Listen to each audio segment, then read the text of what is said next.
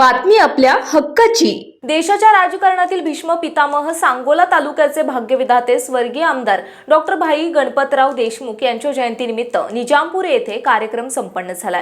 उद्योजक माननीय श्री देवाप्पा सीताराम लवटे आणि देवाप्पा लवटे यांच्या परिवारातर्फे हा कार्यक्रम आयोजित करण्यात आला होता। जिल्हा परिषद शाळा निजामपूर, अंगणवाडी निजामपूर, हायस्कूल निजामपूर या शाळेतील विद्यार्थ्यांना प्रत्येकी अर्धा डझन वह्या, पेन, पेन्सिल तसेच खाऊ वाटपाचा कार्यक्रम घेण्यात आला होता। या कार्यक्रमात शेतकरी कामगार पक्षाचे प्रदेशाध्यक्ष डॉक्टर बाबासाहेब देशमुख आणि शेतकरी सहकारी सूतगिरणीचे चेअरमन डॉक्टर प्रभाकर माळी यांच्या अध्यक्षतेखाली प्रमुख पाहुणे रोटरी क्लबचे माननीय दीपक चौथे, हेमंत शिंदे पार पडला। या कार्यक्रमाप्रसंगी विशाल लवटे, सचिन लवटे, मातोश्री श्रीमती सुलाबाई लवटे आणि लवटे परिवारातर्फे हा कार्यक्रम आयोजित करण्यात आला होता। यावेळी विविध मान्यवरांचा सत्कार समारंभ संपन्न झाला।